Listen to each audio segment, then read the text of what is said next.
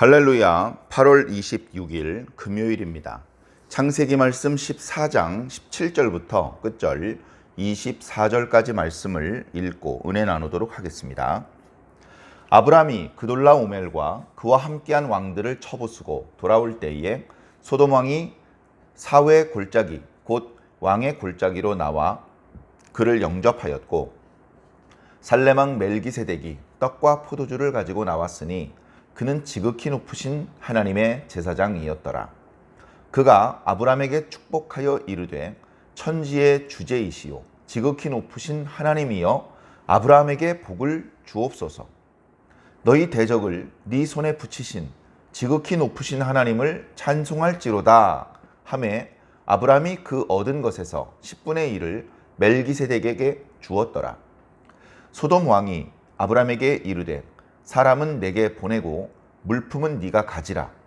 아브람이 소돔 왕에게 이르되, 천지의 주제이시오 지극히 높으신 하나님 여호와께 내가 손을 들어 맹세하노니 네 말이 내가 아브람으로 치부하게 하였다 할까 하여 네게 속한 것은 실 한 오락이나 들매끈 한 가닥도 내가 가지지 아니하리라. 오직 젊은이들이 먹은 것과 나와 동행한 아넬과 에스골과 마므레의 분깃을 제할지니 그들이 그 분깃을 가질 것이니라. 아멘. 예. 자, 말씀을 읽으면서 정말 대단하다 그런 생각이 듭니다. 왜냐하면 그돌라오멜이라고 하는 그 엘람 왕은 그렇게 간단히 쳐부술 수 있는 대상이 아닐 텐데, 정확히 그 나라의 위치가 어디인지, 국토가 얼마나 되며 국민은 얼마나 되고 경제력과 군사력은 어느 정도인지 정확히 소개되고 있지는 않습니다만, 그가 우리 다 함께 싸웁시다 라고 했을 때 주변의 왕들이 따를 정도로 리더십이 있고, 그 여러 왕들의 어떤 반장 역할, 조장 역할, 리더 역할을 할 수 있는 그런 정도의 어떤 세력을 가지고 있었으며, 그 연합군들이 가나안 땅 남쪽으로 북쪽으로 침공을 할 때 아무도 그들을 막지 못하고 다 무너졌었습니다. 그냥 들판에 있는 산적대들 몇 명이 무너진 게 아니고 성읍을 제대로 갖추고 있었고, 왕과 군대가 있는 그런 지역도 속절없이 무너졌었던 것이죠. 그리고 이제 소돔과 고모라 왕이 대적을 하기 위해서 12년 동안 섬기다가 13년째 배반하고 14년째 이렇게 전쟁이 벌어진 것인데, 그것도 비록 규모는 작다 할지라도 5 성읍의 왕들이 연합을 해서 각 성읍에서 군대를 파견을 해가지고 이렇게 싸운 것인데, 각 성읍에서 군대를 20명, 30명 보낸 것도 아닐 거고, 5 군데에서 군사들이 모였으면 꽤 많은 숫자일 텐데, 500명이든 1000명이든 꽤 많은 숫자일 텐데, 그들이 감당할 수 없는 그런 힘과 규모로 이제 엘람왕 그돌라오멜이 밀고 내려온 것이거든요. 그래서 많이 병사들이 죽고, 죽기 싫은 병사들 도망가고, 왕도 도망가고, 아무도 지켜줄 수 없으니까 성읍에 불을 지르고, 성읍에서 사람들을 끌고 가고, 재물과 의복과 양식을 전부 다 약탈을 해도 아무도 말릴 수 없는 그런 지경이었단 말이죠. 그런 사람들이 이제 자기 나라로 이제 돌아가는데, 아무리 이렇게 방심을 하고 이제 전쟁에서 승리한 것을 자축하면서 술을 마시고, 또 이렇게 약탈해온 전리품들을 어떻게 분배를 할지 그걸 정하면서 방심을 하고 있었다 하더라도, 아브라함이 어떻게 그들을 쳐부술 수 있을까? 오늘 말씀에 쳐부쉈다 그랬잖아요. 그래, 비록 낮에 전면전으로 붙은 것은 아니라 할지라도, 밤에 기습적으로 공격한 것이라 할지라도, 쳐부쉈다고 말하려면 상대방 병력의 절반 정도를 거의 죽이고, 그리고 살아남았다 하더라도 이제 맞서 싸울 수 있는 어떤 힘과 어떤 의지를 잃어버리고 다 뿔뿔이 흩어져 도망가 버렸다는 뜻인데, 한두 명도 아니고 네 왕의 군대들이 야, 그렇게 풍비박산 날 수 있는 것인가? 그래서 약간의 과장이 있는지는 모르겠습니다만 아브라함이 데리고 간 300여 명은 상당히 용맹한 자들이었고 아브라함의 말에 따라서 일사불란하게 움직여서 그래서 상대방이 방심하고 있는 그 틈을 비집고 들어가서 상대방을 혼란하게 만들었고 죽이고 쫓아내고 그리고 나서는 얼른 사람들과 재물들을 가지고 빠져나왔다.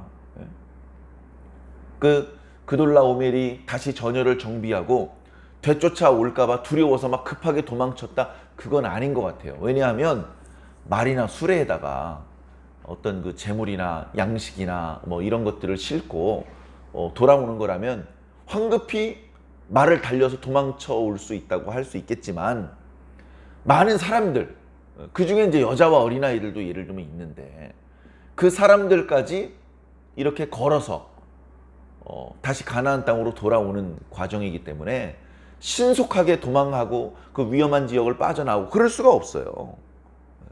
그러니까 이 그돌라오멜의 그 군대, 메소포타미아 지역의 네 왕들의 연합군이 다시 전열을 정비해서 아브라함의 일행을 추격해 올 수 없을 정도로 박살을 내놨다는 뜻이거든요. 야, 318명이 아니고 3,000명 아니었을까? 근데 3,000명이라 그래도 아브라함이 3,000명을 동원할 수 있는 힘이 있었을까? 300명도 적지 않은 숫자인데. 그래서 여러 가지로 의구심이 들고 정말 대단하다. 어떤 실전 경험이 없는 이런 싸움이었는데도 불구하고 대승을 거두었는데 이건 아무래도 하나님께서 도와주신 것 같다. 아브라함의 마음에 담력을 주셨던 하나님께서 같이 갔다 왔던 그 300여 명의 용사들에게도 담력을 주시고 그리고 어떤 그 병력의 많고 적음, 어떤 그 위치에 유리하고 불리함 그런 것과 무관하게 전쟁 중에 하나님께서 간섭하시면 일방적으로 이길 수 있잖아요. 우리는 말씀을 통해서 그런 것들을 많이 보아왔고 또 현실적으로도 그런 경우들이 많이 있기 때문에 하나님께서 역사하셨구나 라는 것들을 우리는 간접적으로 마음으로 느낄 수 있는 것입니다. 어찌되었건 기분 좋게 승리하고 돌아왔습니다.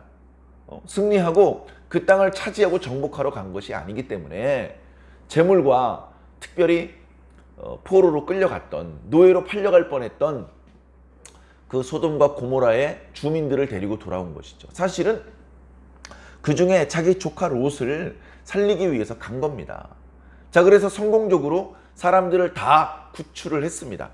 그리고 빼앗겼던 재물도 거의 이제 되찾았죠. 그리고선 이제 돌아오는 길입니다. 이제 거의 다 돌아왔을 때입니다. 거의 다 돌아왔을 때 살렘 왕이 어디 구덩이에 숨어 있다가 우리 아브람이라는 사람이 가가지고 소돔 주민들을 다시 구출을 했다는 이야기를 듣고 이제 영접하러 나오는 것이죠. 소돔 왕이 영접하러 나오는 것입니다. 그래서 이제 자기 방 안에서 다리 꼬고 앉아서 아브람을 영접한 것이 아니고 아브람이 오는 길목까지 왕이 쫓아 나왔다는 것은 그래도 아브람을 존중을 하고 뭔가 이렇게 좀 긍정적인 모습이 있는 것 같지만 뒤에 보면 꼭 그렇지도 않은 것 같습니다. 자, 그런데 소돔 왕이 거의 빈손으로 아브라함을 영접하러 왔습니다. 이 영접하러 온 것인지 또 주인 행세하러 온 것인지 헷갈리는 그런 상황인데 그런데 그 옆에 살렘 왕이라고 하는 이름이 멜기세덱으로 소개되는 어떤 인물이 나타납니다. 그러자 소돔 왕이 어이구 아브라함 오십니까? 라고 이렇게 영접을 하려고 하다가 슬그머니 뒤로 빠집니다. 살렘 왕이 먼저 그래서 아브라함을 영접을 합니다. 살렘 왕은 빈손으로 오지 않았어요. 떡과 포도주를 가지고 왔습니다. 그래서 먼 길을 싸움을 하고 먼 길을 왔기 때문에 지쳤을 아브라함과 그의 일행들에게 먹을 것을 제공해 주는 것이죠. 딴 사람 몫은 없고요. 아브라함 당신만 드세요.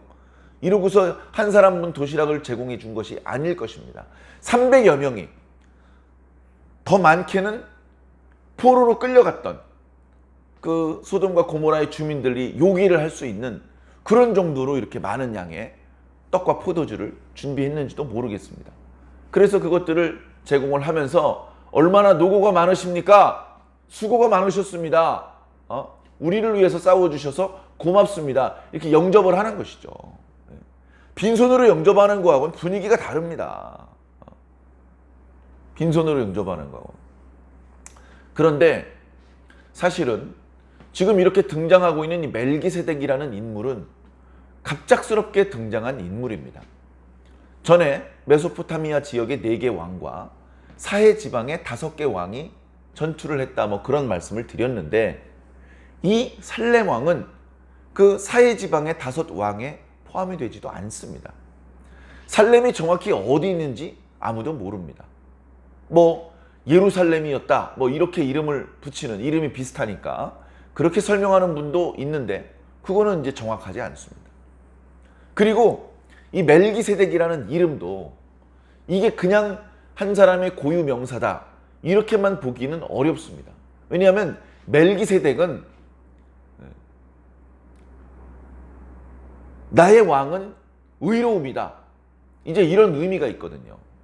의의 왕, 이런 의미가 있는 그런 명칭입니다. 그렇기 때문에 그저 한 사람의 어떤 개인적인 고유 명사, 어렸을 때부터 엄마가 지어주신 이름, 그거는 아닌 것 같고요. 어쨌든 그 사람을 멜기세덱이라고 다들 부릅니다. 그래서 그의 존재가 지극히 높으신 하나님의 제사장이다, 이렇게 이제 소개를 하고 있고, 성경의 다른 구절에는 그는 아비도 없고 어미도 없다. 아니, 세상에 존재하는 인간 중에 아비가 없고 어미가 없는 존재가 있습니까? 아담조차 하나님이 아버지다, 그렇게 이제 우리가 이해를 하고 있는데, 스스로 존재하는 존재가 아니잖아요. 아비도 없고 어미도 없고 아무 형제도 없다면 그는 어디로부터 왔으며, 그가 과연 이 땅에 살고 있는 인간과 동일한 그런 사람들 중에 한 명인지, 아니면 천사인지, 아니면 하나님의 아들인지, 이 말씀만 가지고는 분명하지 않죠.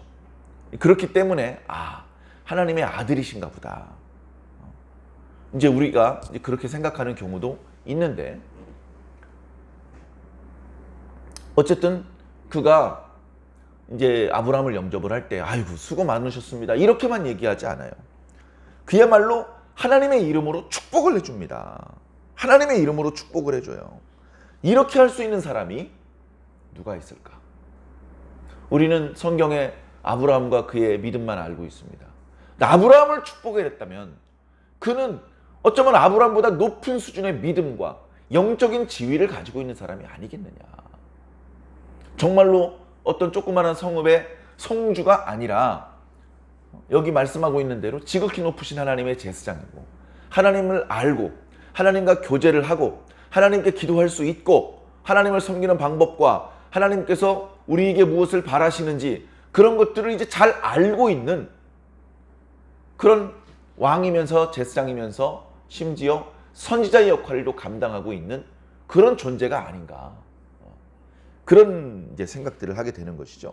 자, 그가 이제 하나님의 이름으로 축복을 합니다. 천지의 주제시요 지극히 높으신 하나님이요, 이 아브라함에게 복을 주시옵소서. 아브라함에겐 이렇게 얘기합니다. 너희 대적을 네 손에 붙이신 지극히 높으신 하나님을 찬송해라. 니들 힘으로 이긴 게 아니야. 하나님 덕분에 이긴 거야. 그러니 마땅히 하나님께 경배와 찬양과 감사와 영광을 돌려야 되는 거야. 너희들 잊어먹지 마. 너희들 스스로 힘으로 이겼다고 우쭐대지 마. 하나님께 찬양을 해야 돼 라고 그렇게 또 일러주는 것이죠. 자, 아브라함이 이 사람도 나와 마찬가지로 하나님을 아는 사람이구나. 하나님을 섬길 줄 아는 사람, 아니 나보다 더 믿음이 좋은 사람이구나. 나보다 먼저 하나님을 만난 사람이구나. 이런 것들을 영적으로 이제 느끼는 것이죠. 그래서 자기가 이제 되찾아온 여러 전리품 중에 좋은 것 중에서 10분의 1을 멜기세덱에게 줍니다. 하나님 앞에 바치는 예물을 마치 하나님께 예물을 바치듯이 멜기세덱에게 예물을 바치는 것이죠.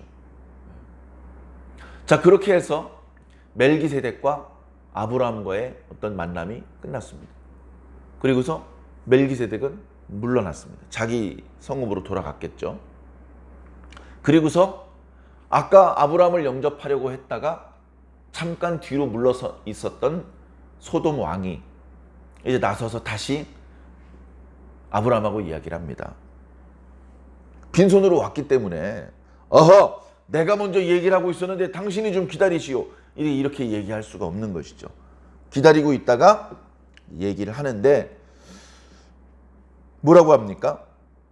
21절에 보니까 소돔 왕이 아브라함에게 이르되 사람은 내게 보내고 물품은 네가 가지라. 이렇게 얘기를 합니다. 자, 이제 여기서 우리가 느껴야 되는 것이죠. 야, 소돔 왕이 뭘 했지? 소돔 왕이 뭘 했을까? 뭔가 아브라함에게 야, 감나라 배나라 이렇게 명령하고 지시할 수 있는 그런 자격이 있나? 뭘 했지? 소돔 왕이 한 것은 무모하게 메소포타미아 왕들의 심기를 건드려서 자극을 해서 전쟁을 일으켜서 많은 사람들을 죽게 만들고 위험에 빠뜨리게 만들고 전투를 일으켜놓고선 정작 제대로 싸워보지도 못하고 도망가고 숨어버렸잖아요. 이 전쟁에 대해서 이 소돔 왕이 뭘 요구할 수 있고 뭘 목소리를 낼 수 있습니까? 엄밀하게 말하면 왕도 아닙니다. 아브라함에게 이래라 저래라 말할 수 없는 것이죠. 너 수고 있으니까 전리품은 너 가져. 사람들은 나한테 보내라. 이렇게 아브라함을 수하의 장수 부리듯이 이렇게 해라 저렇게 해라 명령을 할 수 있는 입장이 전혀 아니라는 것이죠. 심지어 뭐 물품은 네가 가지라고 말했는데 이 가진다는 말은 약탈한다, 노력한다는 말이에요. 그러니까 너도 노략군이나 마찬가지니까 알아서 네 목 가져가. 사람만 돌려줘. 이런 식으로 얘기를 한 것이죠. 기분 나쁩니다. 인간적으로. 네가 뭔데 이래라 저래라 해. 야, 네 몫은 없어. 사람도 다 내 거고 물건도 다 내 거야. 네가 뭔데 이래라 저래라 해. 확 단칼에 베어버릴까? 그래도 할 말이 없는 사실은 입장인 것이죠. 그런데 이런 소돔과 같은 참 부끄러운 줄 모르는 그런 사람도 있는 것 같습니다. 자, 그런데 여기서 아브라함이 또 다른 모습을 보여주는 것이죠. 아브라함이 계속 달라지고 있어요. 하란에서 하나님 만났을 때 하고 또 이 가나안에서 하나님을 만났을 때, 그 애굽에 내려가서 처신했을 때, 그리고 돌아와서 롯하고 관계에서 처신을 했을 때, 롯이 사로잡혀 갔을 때 아브라함의 처신 계속 달라지고 있습니다. 살레망 멜기세덱을 만났을 때하고 소돔왕을 만났을 때하고 계속 달라지는데 아브라함의 믿음이 점점 성숙해지고 그의 말하는 것과 행동하는 것이 아무 생각 없는 어린아이 같은 모습이 아니고 상당히 어른스러운, 당장 눈에 보이는 어떤 물건, 전리품, 그래서 부자가 되는 거, 그런 욕심이 없어요. 아무 욕심이 없어요. 조카 롯을 살려왔으면 된 것이다.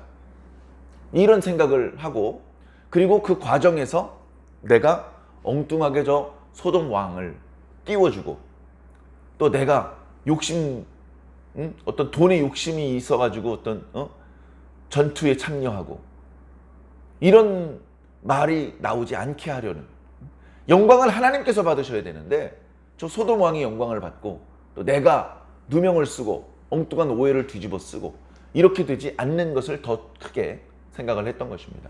그래서 이제 이야기를 합니다. 아브라함이 소돔 왕에게 이르되 천지의 주제이시요 지극히 높으신 하나님 여호와께 내가 손을 들고 맹세한다. 이건 뭡니까? 배웠죠. 살레망 멜기세덱이 하나님을 어떻게 부르는지를 잘 들은 겁니다. 그냥 하나님이여 라고 하질 않아요. 지극히 높으신 천지의 주제시여 라고 말하는 거야. 아! 하나님은 저렇게 불러드리는 거구나. 맞아. 하나님은 저렇게 불러드릴 충분히 지극히 높으신 분이시지. 아, 이제 내가 알았어 하면서 살레망 멜기세덱에게 배운 겁니다. 지극히 높으신 천지의 주제, 그분이 바로 여호와시다. 하란에서 나를 만나셨고 가나안에서 나를 만나셨고 애굽에 내려갔을 때 하나님께서 나를 도와주셨던 바로 그분이시다. 내가 그분의 이름으로 맹세를 한다. 내가 네 말을 듣고 움직이는 게 아니고 하나님의 이름으로 맹세를 하는, 그래서 하나님의 뜻대로 내가 결정을 스스로 내리는 것이다 라고 이야기를 하는 것이죠. 네 말이, 소돔 왕이 분명히 돌아가서 이런 식으로 얘기할 겁니다. 아브라함은 내가 부자로 만들어줬어. 이렇게 말하게 할 것이다. 내가 그렇게 말하게 하지 않을 것이다. 소돔 왕과 소돔 성에서 나온 어떤 그 전리품들은 내가 실오라기 하나도 가져가지 않을 것이다. 내가 너 때문에 부자가 됐다는 소리는 듣고 싶지 않다. 그러니 사람과 물건을 다 가져가라. 난 필요 없다. 다만 오며 가며 내가 동원한 내 일꾼들이 먹은 양식에 대해서는 뭐라고 하지 마라. 그리고 여기 나와 함께 출전한 내 친구들 아넬과 에스골과 마므레, 이 세 사람은 형제고 또 아브람과 동맹한 자다라고 이제 지난 시간에 말씀을 드렸는데요. 이제 이 사람들도 같이 전투에 참여한 겁니다. 이 사람들은 아브람 수하에 있는 사람이 아니기 때문에 마땅히 수고한 것에 대한 보상을 받아야 되죠. 그래서 그들 몫의 분깃은 적당하게 띄워 주어야 되는 것입니다. 그리고 아브람 수하에 있는 사람에 대해서는 먹은 것만 제하고 다 가져가라. 이제 그렇게 얘기를 하는 겁니다. 그러니까 이제 뭐 옆에서 그러면 여기 아넬과 에스골과 마므레는 수고가 많았으니까 자기들 수고한 몫을 스스로 챙겨 가시오. 그리고 나머지 나 아브라함의 가족들은 아무것도 건드리지 말아라. 그렇게 하고서 소돔 왕은 여기 남아있는 걸 다 가져가시오. 그렇게 해서 다 손 털고 끝낸 겁니다. 손 털고 끝낸 것이죠. 하나님의 사람은 어쩌면 이런 모습이 필요한 것입니다. 당장 어떤 것은 물질적인 욕심, 더 많은 것을 소유하고 싶은 욕심, 그런 욕심으로부터 자유로워야 돼요. 더 많은 돈을 가지고 싶잖아요. 그런데 그 어떤 욕심이 앞서면 부정을 저지르게 됩니다. 부정한 방법을 쓸 수밖에 없어요. 더 많은 걸 가지려는 욕심을 채우려면. 사람들도 더 많이 거느리고 싶잖아요. 사람들을 더 많이 자기가 다스리고 지배하고 싶습니다. 더 넓은 면적을, 더 넓은 땅을 소유하고 다스리고 싶습니다. 그런 욕심이 사람 속에 있어요. 지금 당장은 여건이 안 돼서 그런 욕심을 꺼낼 수가 없는데 이제 그런 욕심이 불쑥불쑥 올라올 때가 있어요. 그때 그 욕심을 다스리지 못하면요, 죄의 지배를 받게 되는 겁니다. 죄의 지배를. 우리는 하나님의 지배를 받아야 돼요. 하나님의 지배를 받고 하나님의 다스림을 받을 때 우리는 가장 건강할 수 있고 행복할 수 있고, 우리는 가장 우리들에게 주어져 있는 복을 온전히 누리면서 살 수 있는 것입니다. 그런데 이제 욕심이 발동이 되면 하나님도 안 보이고 엉뚱한 범죄를 저지르게 되는 것이죠. 그래서 우리는 그런 지경으로 떨어지지 않을 수 있도록 항상 주의하고 경계해야 하는 것입니다. 그래, 오늘 말씀을 보니까 전투 이후에 소돔 왕도 아브람을 영접하러 왔고 살렘 왕도 아브람을 영접하러 왔는데, 여러분 말씀을 읽으시면서 어떤 느낌이셨습니까? 누구를 가까이 해야 되고 누구를 멀리 해야 되겠습니까? 우리 마음속으로 느껴지죠. 이 소돔 왕은 가까이 하면 안 될 사람이구나. 조심해야 되겠구나. 살렘 왕은 믿을 수 있는 사람이구나. 가까이 할수록 나에게 유익이 되겠구나. 이런 것들이 마음속으로 느껴지셨을 것입니다. 우리가 일상을 살면서도 마찬가지예요. 우리 주변에 많은 종류의 사람들이 있습니다. 그래서 계속 곁에 두고 가깝게 지낼 사람인지, 아니면 꼭 필요한 일이 아니면 자주 만나지 않고 적당한 거리를 두고 살아야 되는 사람인지 지혜롭게 분별해야 됩니다. 적당히 거리를 두고 살아야 되는 사람에게 찾아가서, 야, 너는 나에게 유익이 안 되는 것 같아. 나 이제부터 너랑 거리를 두고 살게 라고 말하는 건 지혜로운 방법이 아니겠죠. 지혜롭게 생각하고 말을 해야 됩니다. 그래서 마땅히 가까이 두고 친하게 지내야 될 사람, 그런 사람과 좀 거리를 두고 있어야 될 사람을 잘 분별해야 됩니다. 자신에게 유익을 줄 수 있는 사람, 계속해서 좋은 것을 공급해 줄 수 있는, 선한 영향력을 끼칠 수 있는 사람이 누구인지 주변에서 찾아보시기 바랍니다. 잘 안 보이면 하나님, 누가 그런 사람인지 분별할 수 있는 힘을 주시옵소서. 하나님, 그런 사람과 가깝게 지내면서 좀 더 보람 있고 의미 있는 인생을 살 수 있도록 주님 인도해 주시옵소서. 기도하시기 바랍니다. 세월을 허송하지 말고 그런 유익한 친구들과 함께 하면서 좋은 열매들을 맺는 그런 삶을 살아가시기를 바랍니다. 오늘은 벌써 이번 한 주간의 어떤 일들을 마무리해야 되는 금요일입니다. 잘 마무리하시고 또 주일을 준비하시기 바랍니다. 어쩌면 금요일마다 제가 이런 표현을 드리는데 그동안 소홀함 없이 일상의 일을 잘 마무리하시고 또 주일을 잘 준비하셨습니까? 나름대로 하셨겠지만 언제나 또 돌아보면 아쉬움이 있습니다.